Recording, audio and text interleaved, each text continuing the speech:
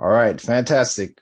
Okay, ladies and gentlemen, welcome to the let's mark this up a bit to the division contest. Tonight's speaker will be Ogewu Agbese, who will be speaking on the humorous contest, and his topic will be early lessons in negotiations.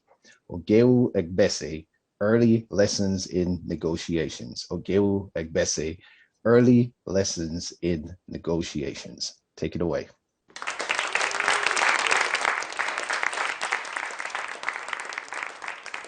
Ogewu, are you crazy?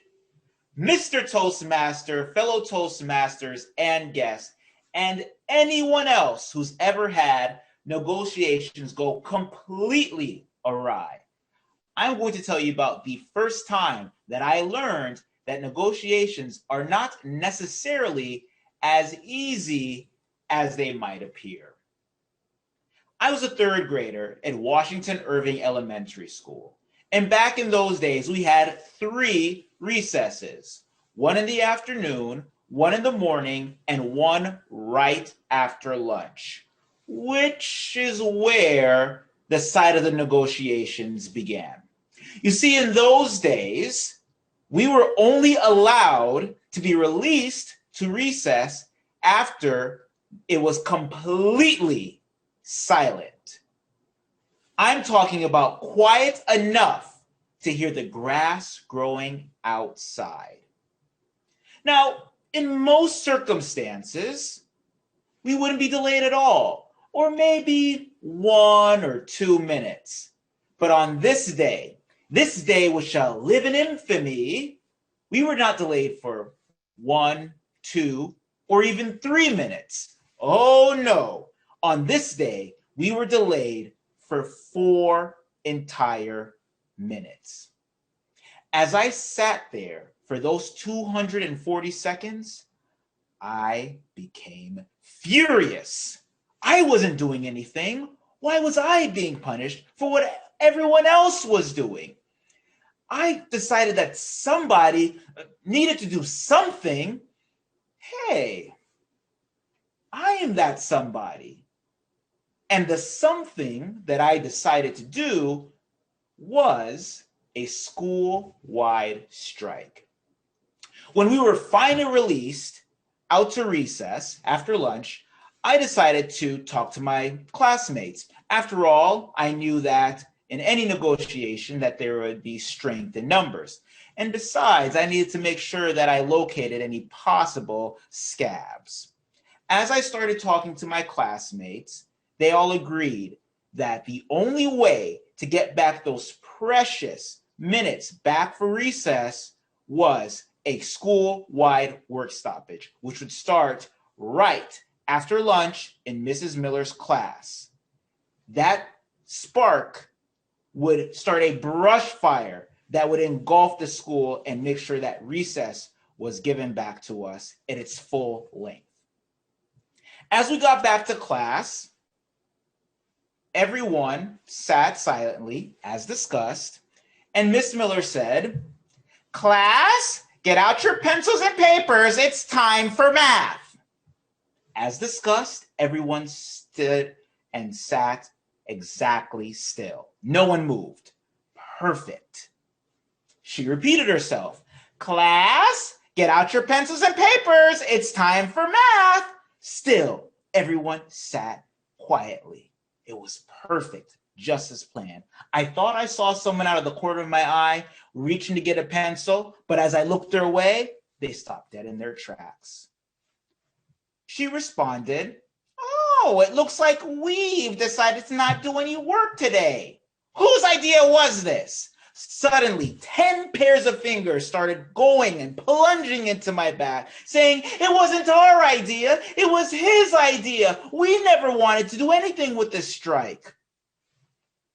Traitors. No matter. This would work out for me better because now I would be sent to the big decision maker. So when Mrs. Miller said, "Go to the principal's office right now," I happily obliged. As I stepped into the principal's office, Mr. Cooper, our principal, said, "What is it this time?" I responded, Mr. Cooper, this is serious this time. This recess policy that you've implemented is absolutely unfair, and until this policy is overturned, we're on strike. Like I said, strength in numbers. He said, very well, have a seat. Ah, so this is what a sit-in felt like. Great. I sat there for maybe an hour, and he looked up and said, Mr. Agbese, are you sure that you don't want to go back to class? And I responded, not until this policy gets overturned. I could tell he was backing down already. Man, this is going to be easy.